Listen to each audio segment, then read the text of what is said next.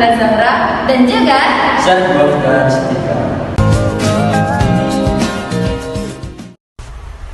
Pengertian atau definisi dari kaidah asasi 2, yaitu memiliki makna keyakinan tidak bisa dihilangkan dengan keraguan.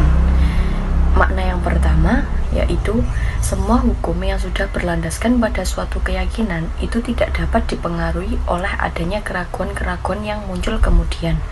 Sebab rasa ragu yang merupakan unsur eksternal dan muncul sebagai keyakinan tidak akan bisa menghilangkan hukum yakin yang telah ada sebelumnya. Dengan demikian, maka yang dimaksud dengan kaidah kedua adalah tercapainya suatu pemantapan hati pada suatu objek yang telah dikerjakan.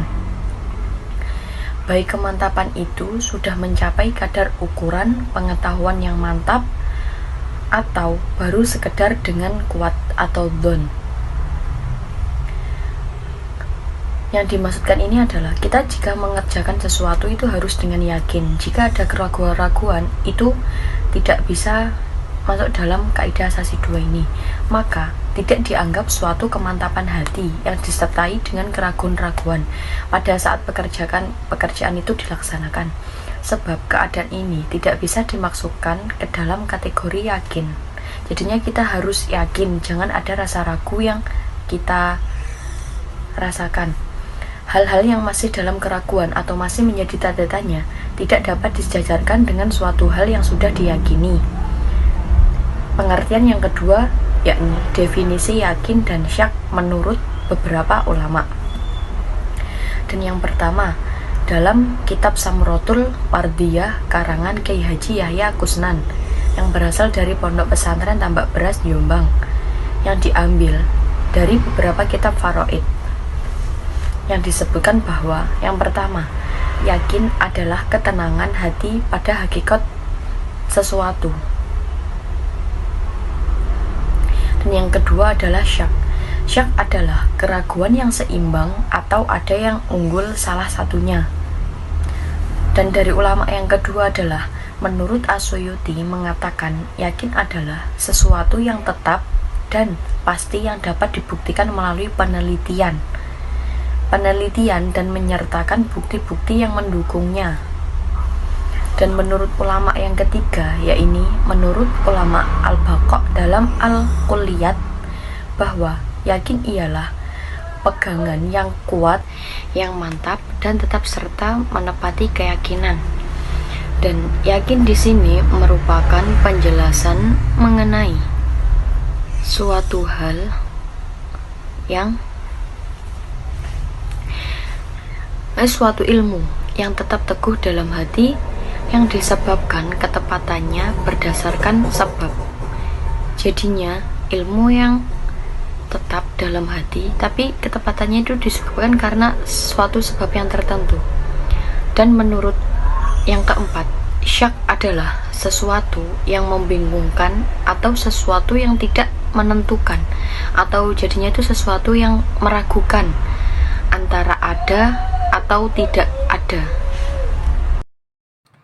Selanjutnya, cabang kaidah dari al-yakinu la yuzalu bisyak.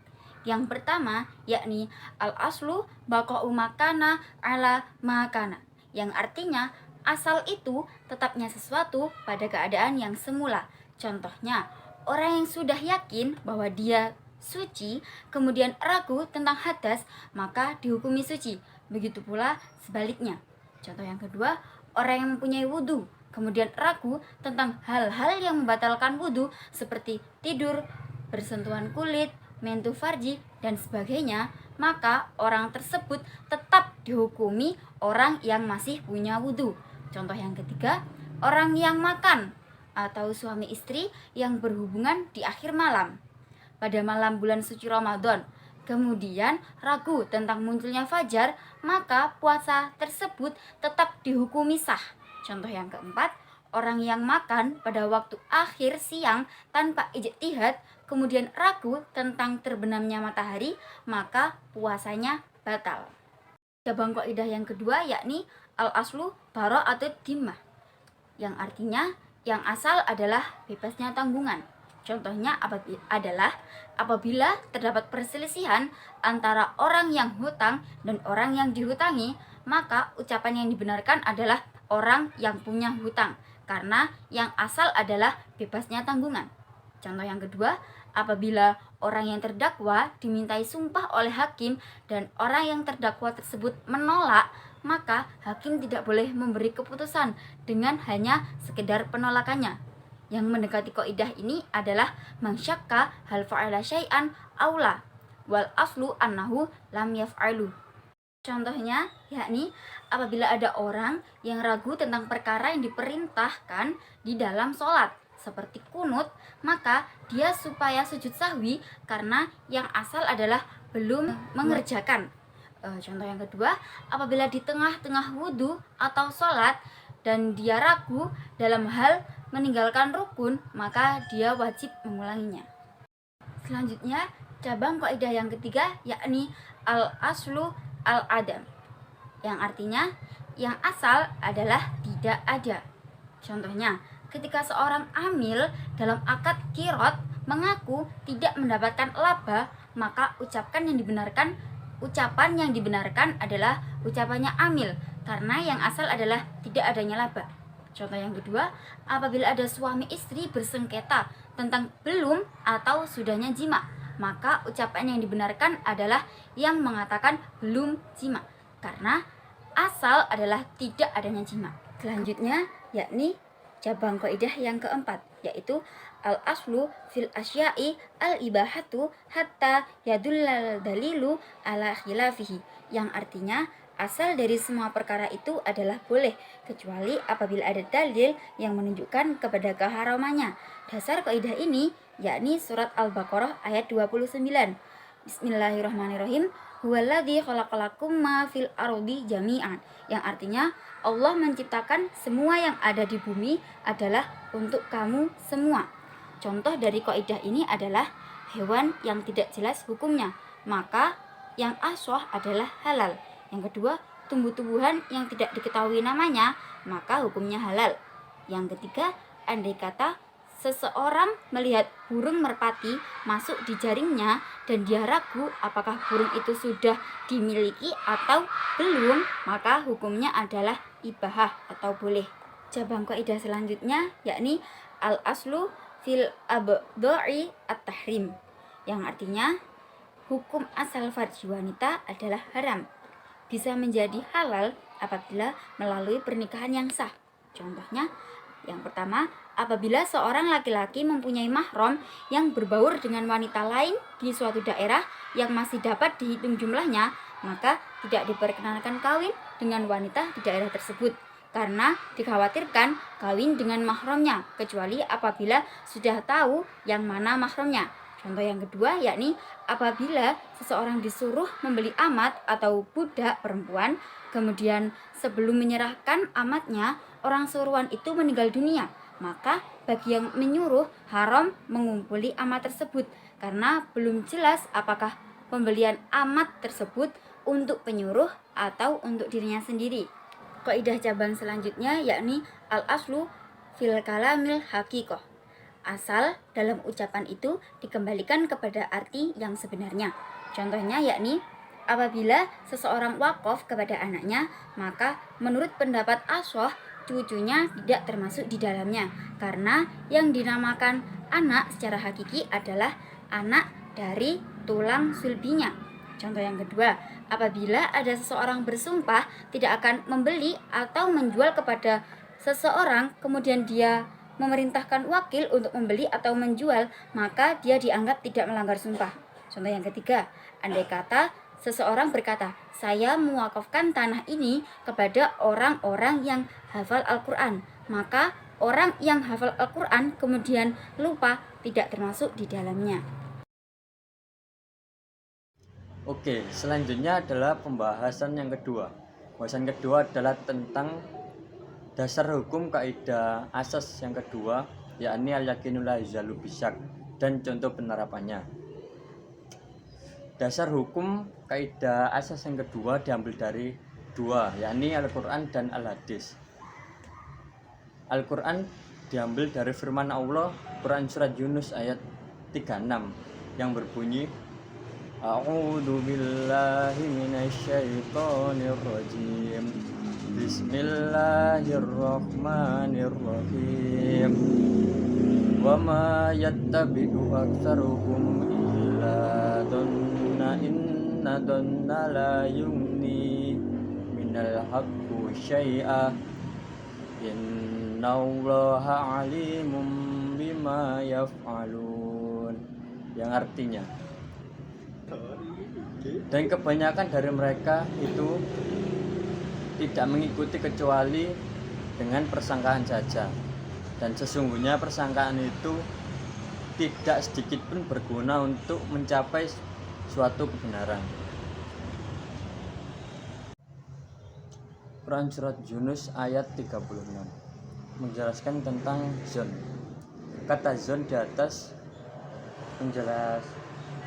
menjelaskan tentang sebuah persangkaan yang mendekati keyakinan. Umumnya zon itu menggambarkan tentang sebuah persangkaan yang melampaui syak dan ragu. Rata-rata hukum yang digunakan Islam menggunakan zon, yakni sebuah persangkaan yang mendekati sebuah keyakinan. Oke, dasar hukum yang kedua adalah dari hadis. Ada beberapa hadis yang bersangkutan dengan al-yaqinu la yuzalu bisyak. Saya akan membacakannya. Hadis yang pertama, idza wajada ahadukum fi bannihi syaitan fa ashkala alaihi akhraja sinhu syai'an amla fala yakhrujanna minal masjid hatta yasma'a sautan au yajidarikan. Artinya, apabila salah suatu dari kalian menemukan suatu di dalam perut kemudian beragukan karenanya apakah keluar atau tidak, maka jangan keluar dari masjid atau membatalkan sholat sehingga mendengar suara atau mencium bau. Jadi hadis ini menjelaskan jika ada seseorang di dalam masjid kemudian dia merasakan ada sesuatu yang keluar dari perut mereka, maka jangan gopoh untuk keluar masjid sebelum kalian mendengar dengan pasti bau apa yang dikeluarkan atau suara dengan jelas. Nah, hubungan dengan al-yaqinu, jika kalian merasa ada suatu keraguan apakah ada sesuatu yang keluar atau tidak, maka harus yakin. Al-yaqinu la yuzalu bisyak.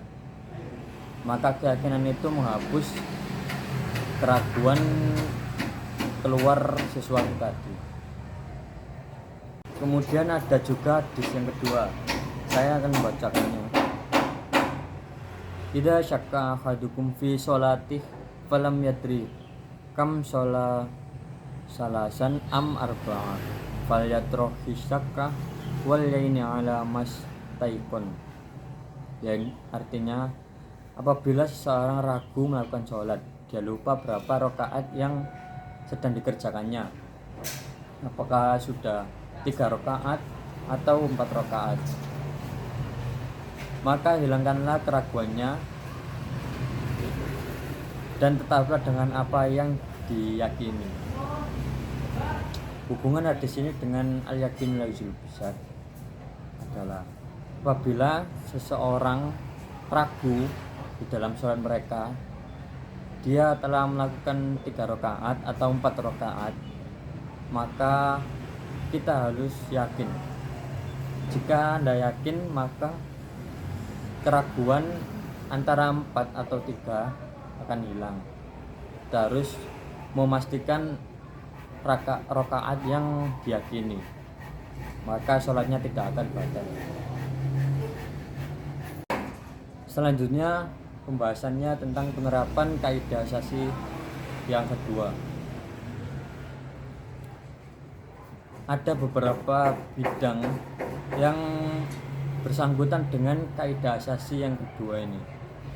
Pertama di bidang budaya, kemudian di bidang muamalah, kemudian di bidang siasah atau ketatanegaraan, dan yang terakhir di bidang jinayah. Yang pertama di bidang ubudiyah. Di bidang ubudiyah seperti yang dijelaskan di dalam hadis tadi, yakni apabila seseorang ragu dalam rakaat sholatnya, maka yakini yang sah tadi. Ambillah yang paling yakin rakaat yang telah dijalankan.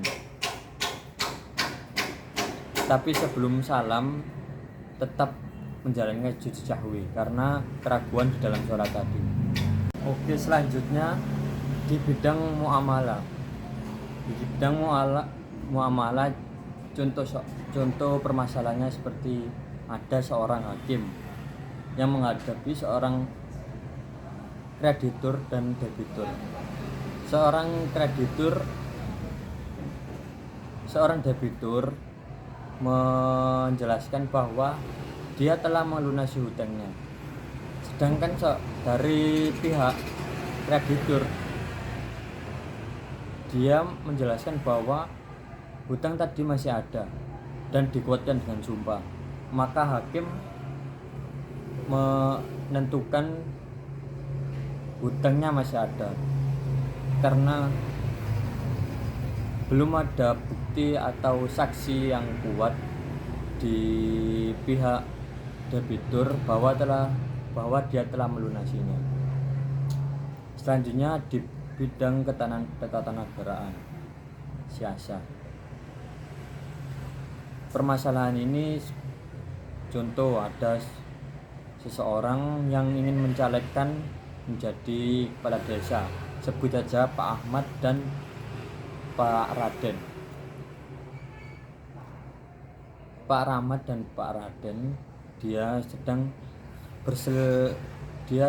bersaing dalam pemilihannya.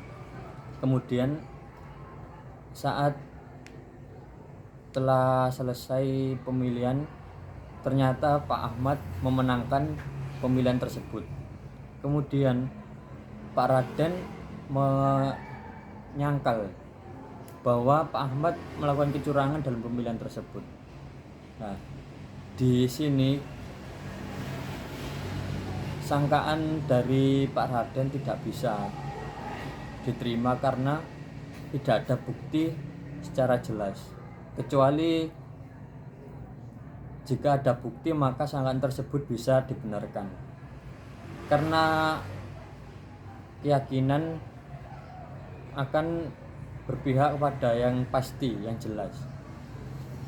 Sedangkan sangkaan dari Pak Raden itu masih belum jelas. Dan yang terakhir di bidang jinayat. Di bidang ini seperti ada seseorang yang menyangka membunuh. Lah, sangkaan tersebut tidak bisa dibenarkan kecuali ada bukti dan saksi dengan jelas.